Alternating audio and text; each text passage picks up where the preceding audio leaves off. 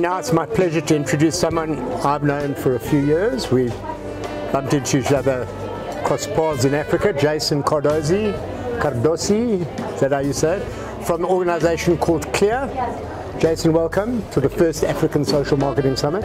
It's great to have you here. I know we met in East Africa, maybe 8 years ago, but we've crossed paths again. Delighted to have you here. Thank you. Thank you very much. Welcome. It's great to be here. Can you share maybe with the viewers what CLEAR is all about?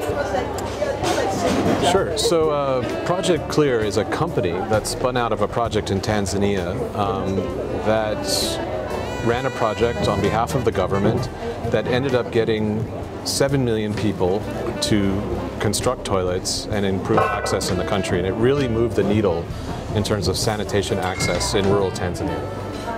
That's great. Can you tell us a little bit of the history of how CLEAR came about and how you have sort of identified what is clearly a sanitation challenge? Sure. So we were contracted by the government of Tanzania with funding from UKAID, which was DFID at the time. That's right. And the government had, for years, had a sanitation campaign, national sanitation campaign, which was to reach the entire country.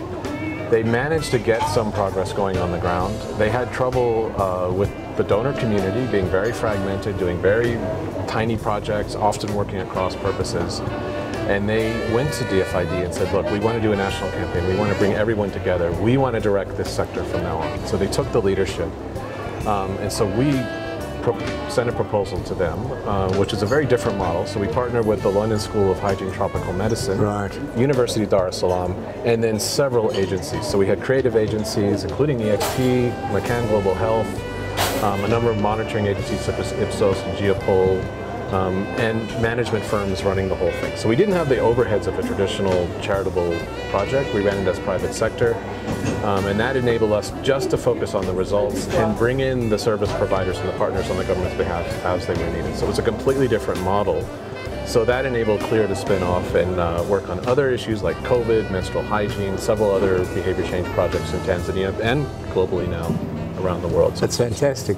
That model can be replicated anywhere, basically for any intervention.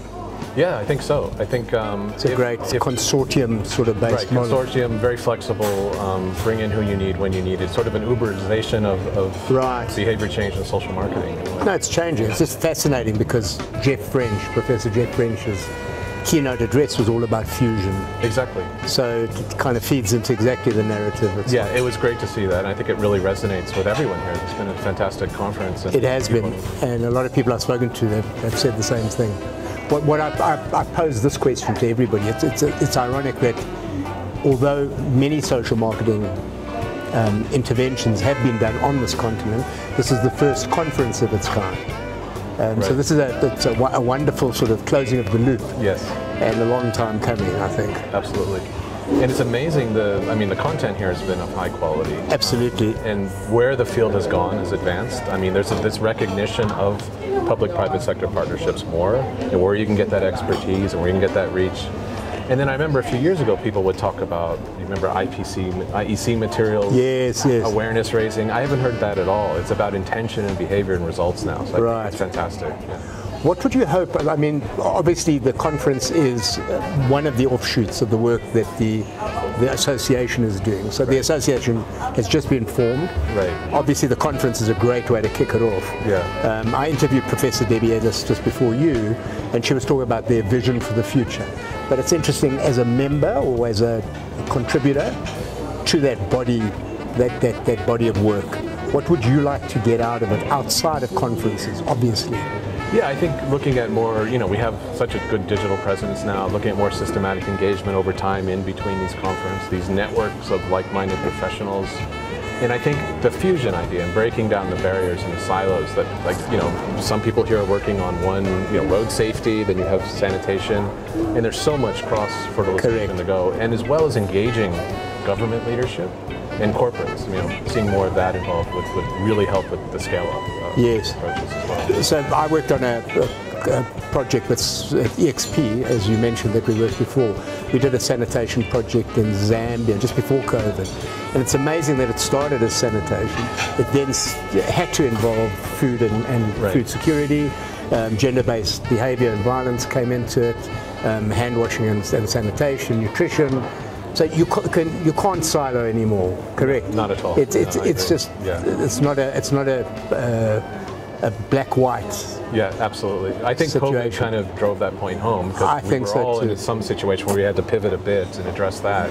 So you kind of preempted my question. Oh, okay. How has the lay of the land changed post-COVID for you in your work? Well, I think we're working much more virtually now, but I think that cannot replace the in-person engagement, especially in the markets and in the users and in the field, yes, the consumers that control the success of our projects and these things, and also these in-person conferences. I'm glad they're back, and I hope they stay.